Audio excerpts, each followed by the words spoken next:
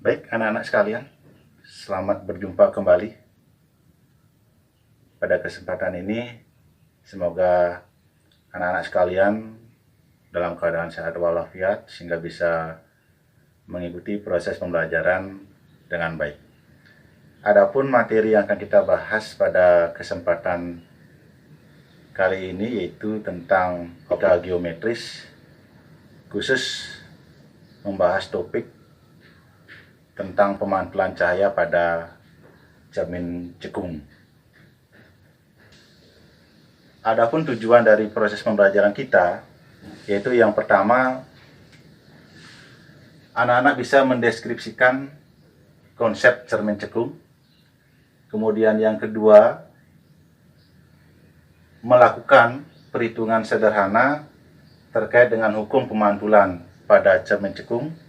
Dan yang ketiga, anak-anak diharapkan nanti mampu menyajikan ide atau rancangan sebuah alat optik untuk keperluan dalam kehidupan sehari-hari maupun teknologi. Nah, sebelum kita mempelajari tentang pemantulan cahaya pada cermin cekung, mari kita perhatikan beberapa peralatan yang sudah kita kenal dalam kehidupan sehari-hari. Nah, seperti ada senter. Nah, ini senter. Kalau anak-anak amati cahayanya, kemudian permukaan daripada senter itu sendiri, yang permukaan yang ada cerminnya di dalam lampu itu. Kalau anak-anak amati, pada senter itu ada sebuah cermin yang bagian permukaannya itu melengkung ke dalam. Ya, itu disebut dengan cermin cekung. Begitu juga dengan pada lampu mobil. Pada lampu mobil juga hampir sama dengan pada senter. Di permukaan lampunya itu ada sebuah cermin yang permukaannya itu melengkung ke dalam. Nah, itu cermin cekung. Cermin cekung itu banyak dipergunakan dalam peralatan yang sering kita jumpai dalam kehidupan sehari-hari. Nah, itu contohnya seperti lampu senter, kemudian lampu pada mobil. Nah, sekarang disebut dengan cermin cekung karena cerminnya ini permukaannya itu melengkung ke dalam. Yang melengkung ke dalam, sehingga disebut dengan cermin cekung. Kemudian pada cermin cekung ini memiliki sifat konvergen, artinya mampu mengumpulkan atau memfokuskan berkas cahaya. Nah, sehingga pada senter itu mempergunakan cermin cekung karena berkas cahaya itu bisa dikumpulkan sehingga memfokus, tidak membaur, sehingga cahaya yang dipantulkan itu tidak melebar, terfokus sehingga menjadi lebih terang, sama dengan lampu pada mobil. Nah, terkait dengan pembentukan bayangan pada cermin cekung, kita perhatikan ilustrasinya. Nah, ini ada sebuah cermin cekung, kemudian ada sumbu utama. Kemudian ada titik V. Titik V itu adalah titik pusat kelengkungan cermin. Kemudian ada titik F, itu adalah titik yang berada di tengah-tengah di antara titik pusat kelengkungan cermin dengan cermin, ya, berada di tengah-tengah. Itu disebut dengan titik fokus. Kemudian pada cermin itu ada bagian-bagian ruang. Ada 4 ruang, yaitu ruang 1 terletak di antara titik fokus dengan cermin. Ruang 2 terletak antara titik fokus dengan pusat kelengkungan. ruang 3 itu mulai dari titik pusat kelengkungan sampai ke teringga, ya, ke depan cermin. Sedangkan ruang 4 itu adalah ruang yang berada di belakang cermin sampai tak teringga, itu ruang 4.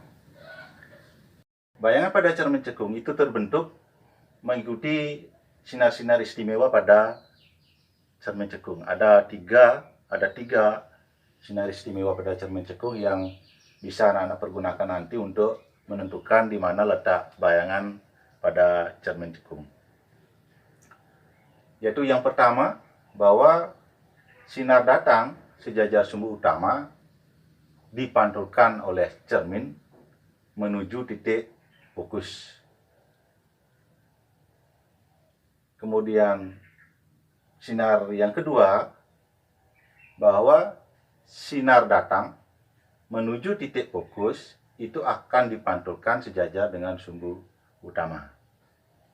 Dan yang ketiga, sinar datang menuju titik pusat kelengkungan itu akan dipantulkan kembali menuju titik pusat kelengkungan itu juga.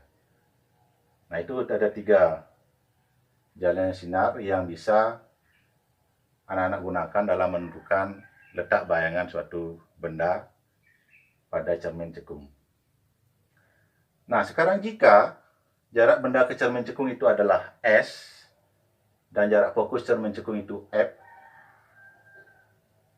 dan jarak bayangan ke cermin itu adalah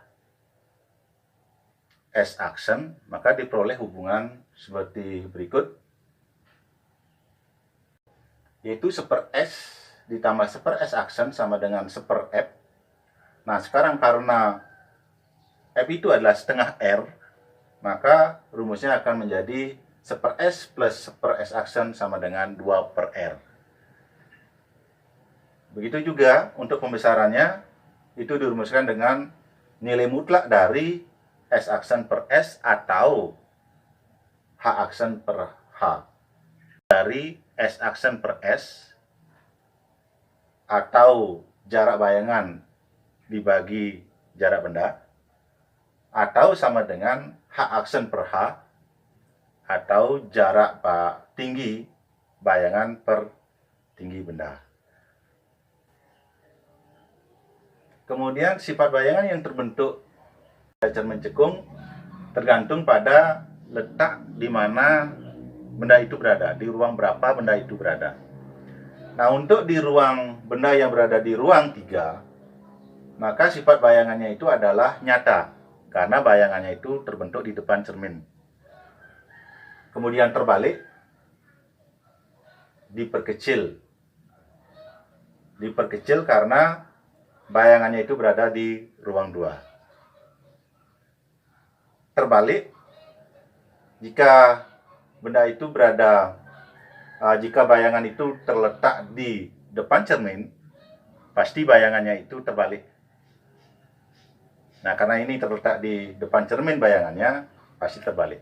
Kemudian jika benda berada di ruang 2, sifat bayangannya adalah nyata, karena bayangannya terletak di depan cermin juga, yaitu di ruang 3.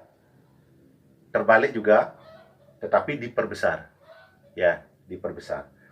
Kemudian jika benda berada di ruang 1, maka sifat bayangannya adalah maya, P atau titik pusat kelengkungan. Maka sifat bayangan adalah nyata, terbalik, sama besar. Ya. Dan terakhir, jika benda berada di titik fokus, maka bayangan itu terletak di jauh tak terhingga. Kita masuk pada latihan soal. Sebuah benda diletakkan 30 cm di depan cermin cekung yang memiliki titik fokus 10 cm. Tentukan yang pertama A, jarak bayangan ke cermin, pembesaran bayangan. Pembesaran bayangan berarti M, kemudian yang ke C, sifat bayangannya. Ada 3 pertanyaan, ya, penyelesaiannya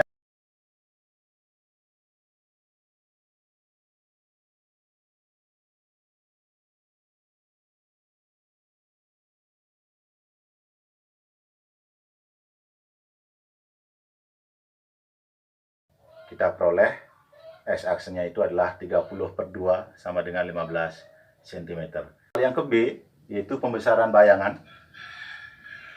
Untuk pembesaran bayangan itu dirumuskan dengan M sama dengan S-aksen per S, sehingga kita peroleh tadi S-aksennya sudah 15 dibagi dengan jarak benda yang sebenarnya itu adalah 30, kita peroleh setengah. Pembesaran setengah artinya benda itu bayangannya diperkecil, lebih kecil daripada benda yang sebenarnya. Sifat bayangannya ya, karena benda itu bayangannya berada di depan cermin, sehingga sifat bayangannya adalah nyata, kemudian terbalik pasti, dan diperkecil. Kenapa diperkecil? Ya karena kita ketahui tadi pembesarannya adalah setengah, berarti diperkecil, atau kita bisa lihat dari ruang bayangannya. Tadinya adalah ruang bendanya 3, sehingga berubah menjadi di ruang 2, artinya benda itu diperkecil. Baik anak-anak, sekian materi terkait dengan pemantulan cahaya pada cermin cekung. Mudah-mudahan materi ini bermanfaat bagi anak-anak. Sekiranya ada hal-hal yang belum dipahami, bisa nanti kita diskusikan lebih lanjut. Sampai jumpa pada kesempatan yang akan datang. Terima kasih.